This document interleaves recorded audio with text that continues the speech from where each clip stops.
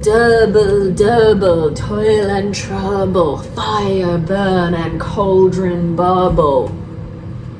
Yay, I remembered a quote, and it's a famous one and a very easy one. And it will only get you so far, that quote. It's like some sort of twisted nursery rhyme. And while it's easy to remember, I think there's actually more interesting quotes to use when we talk about the witches, particularly when they're putting in really symbolic ingredients into what they refer as as a hell-broth before Macbeth revisits them in Act 4, Scene 1. Just before Macbeth arrives, they call out, "The harpier cries, 'tis time, 'tis time." So even before Macbeth arrives, Shakespeare has referenced this Greek mythological monster that has a woman's face and a bird's body. So that continues that bird motif that is used throughout the play. And of course, from this hell-broth, Macbeth is going to see the apparitions. When I talk through some of these ingredients, what you're going to find is that you can just remember some key ingredients that actually reflect some of those larger themes. First up, we have the eye of newt, which is just another way of saying mustard seeds. And we know that a lot of women who were accused of witchcraft were sometimes just women who practiced herbal remedies or medicinal things with local ingredients. It sounds creepy, but that's actually just a reference to mustard seed. Then you've got the fillet of a fenny snake. Now, it could be a reference to some kind of plant, but it's more likely a leech or a garter snake that she's referring to. A garter snake is a non-venomous snake that would hang out in wetlands. So a fen is a wetland. But here you have that reference to snake again, and we know that Lady Macbeth has said, "Look like the innocent flower, but be the serpent under it." We know also that Macbeth says, "I've scotched the snake, not killed it." So this is essentially our third reference of a snake. And of course here, adder's fork is another ingredient. So we have this motif of a snake that's further developing that theme of evil and sin. Wool of bat. Now, bats are certainly very creepy animals, very witch-like animals, but this is actually a reference to, it's a phrase for a type of moss. And we know that moss grows in dark, wet, damp places, in sunless areas. So that's continuing that theme of darkness, dampness. It's set in Scotland, and it gives it that creepy heaviness. We've also got gall of goat goes into the pot. Gall meaning stomach. And we have another double up here in that we know Lady Macbeth has said, "Take my milk for gall." So when she's saying it, it's more of a reference to a kind of bile-like poison. And in this reference, it's to the stomach as well. So another double up there of this theme of bodily parts and grotesqueness. Owlet's wing. Now, not just any owl, an owlet. So this is a young owl, and we're taking its wing. This is our second or third reference to an owl in the play. We know that Macbeth is likened to an owl. This is a nocturnal bird of prey that's coming down, and earlier in the play, killing a falcon. Really symbolic. This is symbolic too because you'll see with some more ingredients, we're looking at children. Children and birth seem to be becoming a bit of a theme here. This is a new one. I wonder if you've ever caught this in the ingredients. Throw in witch's mummy. No, they're not talking about their mother. They are legitimately talking about a mummified body that they are putting into this hell broth. So I did some research, and yes, they're actually referring to ingesting mummy powders, which was actually a medicinal practice in the 1600s.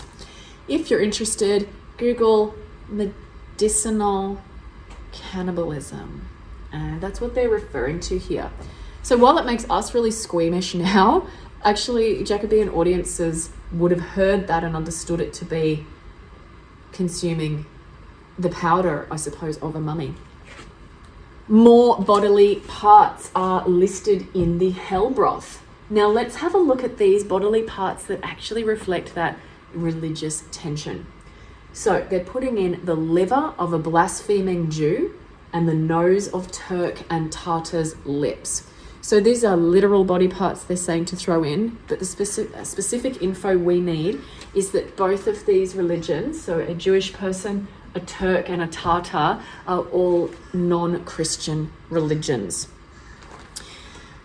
And this is reflecting that religious tension at the time. So we've got Turks refer to the people from the Ottoman Empire at the time, and those people were following Islam. And Tartar is referring to people from the Eurasian steppe, who were likely also to follow Islam. Now, Shakespeare himself was a member of the Church of England at the time, and he's referenced these religions here to further that sense of mistrust and reflect the kind of religious turmoil and violence which was really happening at the time. But he's only said that the Jewish person was blaspheming, of course, speaking ill of God or speaking in an evil way. And that's actually reflective of some anti-Semitic attitudes at the time. So Jewish people had been banished for hundreds of years from England prior to this play. And so it's likely, from the research I've done, that many audience members would have indeed been anti-Semitic. Next, into the hell-broth. The finger of a birth-strangled babe, ditch delivered by a drab. Oof. So here we have a continuation of this theme of children and birth and dysfunction and violence. So let's have a look at these words. So we do legitimately mean the finger of a birth-strangled babe. So this child has either died in childbirth, which would have been really common in this time, or perhaps the mother has killed the baby because it has been delivered in a ditch by a drab. In this context, drab is referring to a whore. And indeed, many women who were accused of witchcraft were sometimes people who had killed their baby, and this was sometimes due to poverty or other forms of oppression. For instance, rape. They were perhaps servants with extreme poverty.